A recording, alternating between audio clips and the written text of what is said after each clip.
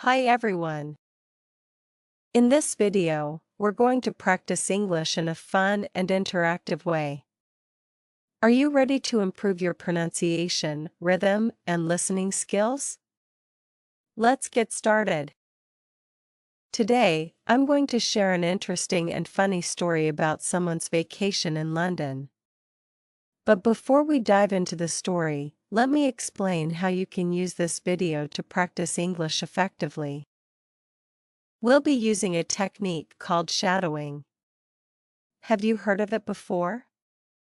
Shadowing is a simple but powerful method for improving your English. Here's how it works. First, you'll listen to me as I read the story. Then, you'll repeat after me, copying my pronunciation, tone, and rhythm. 3. You can also read the text on the screen to help you follow along. Don't worry if it feels challenging at first, it gets easier with practice. Shadowing helps you sound more natural in English and build your confidence when speaking. So, grab a notebook, get comfortable, and let's practice together. Remember, mistakes are part of learning, so don't be afraid to try. The story, a funny hotel mistake in London. I arrived in London this week. It's my first time in the city, and I'm so excited. Everything feels new and interesting, the streets are busy, the people look happy, and the city is full of energy. I can't wait to explore. After a long flight, I finally reached my hotel. It was beautiful, with big windows and a view of the River Thames. I walked to the reception desk and gave the receptionist my name. She smiled and said, "Welcome. Here's your key card. Your room is number 207. Have a great stay." I smiled back and thanked her. Then, I took my suitcase and headed to the elevator.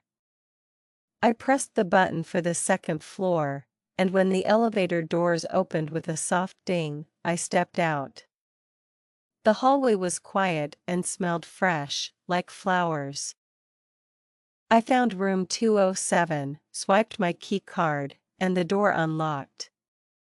The room was cozy and clean, with a big bed, white pillows, a desk by the window, and a small table with 2 chairs.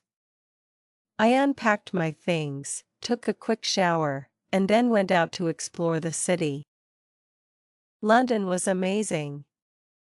I saw Big Ben, Buckingham Palace, and even took a ride on the London Eye. By the end of the day, I was tired but happy. I couldn't wait to get back to my hotel room and rest. But little did I know, something unexpected was about to happen. When I returned to the hotel, it was already dark.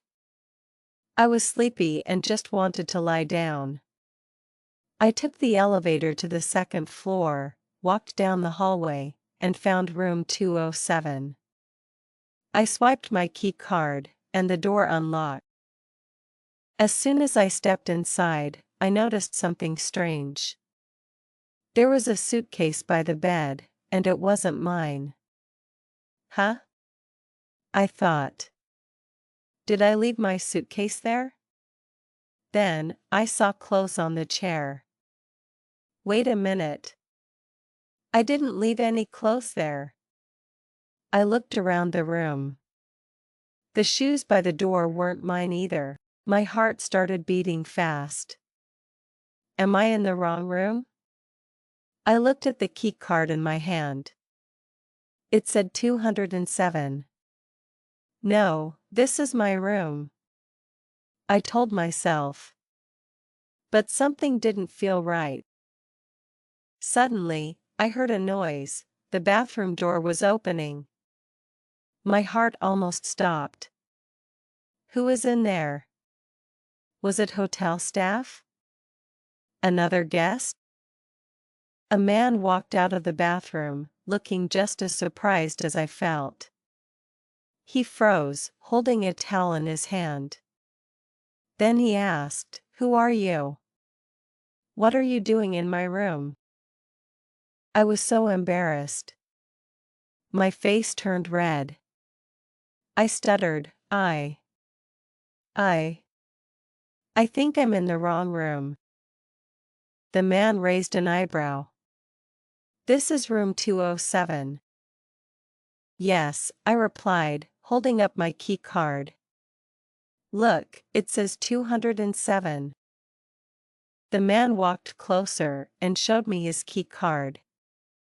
It also said 207. But then, he pointed to something I hadn't noticed before. It said third floor. My jaw dropped.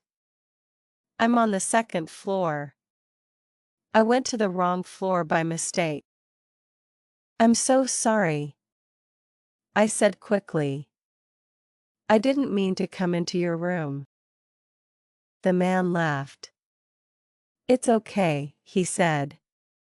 "Just make sure to check your floor next time."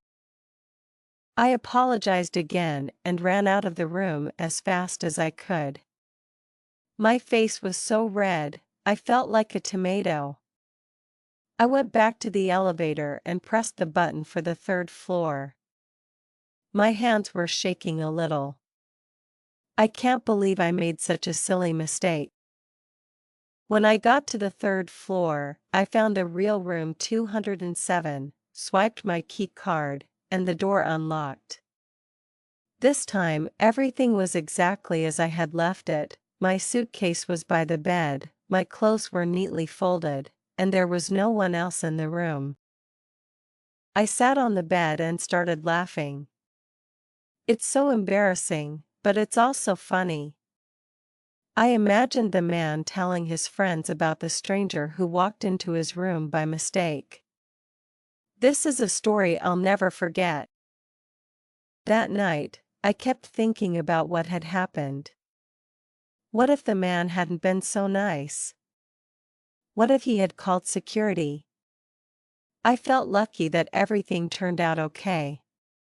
But I also learned something important. Mistakes happen to everyone, and sometimes, they lead to funny stories.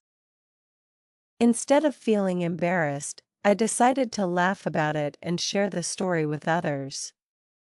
After all, it's not every day that you walk into the wrong hotel room. The next morning, I saw the man in the hotel lobby. He smiled and waved at me. "Hi, room 207, he said, laughing. I laughed too and replied, "Hi. Thanks for not calling security on me." We both laughed, and I realized that this little mistake had made my trip even more memorable. From that day on, every time I check into a hotel, I double-check the floor and room number. But no matter how careful I am, I'll always remember my funny adventure in London. What can we learn from this story? This story teaches us something important. Even embarrassing moments can be valuable lessons. Walking into the wrong hotel room was a simple mistake, but it reminded me of how easy it is to overlook small details, like checking the floor number. Sometimes, in life and in learning English, we rush, feel nervous, and make mistakes. But that's okay. Instead of feeling ashamed, it's better to laugh, learn, and move on. Mistakes are part of growing. So, whether you're learning English or traveling to a new place, don't let mistakes stop you. Instead, see them as opportunities to grow, laugh about them, learn from them, and keep moving forward. Thank you so much for practicing with me today. If you found this video helpful, please give it a thumbs up and share it with your friends. And don't forget to subscribe for more fun and practical English lessons. See you in the next video, and as always, happy learning!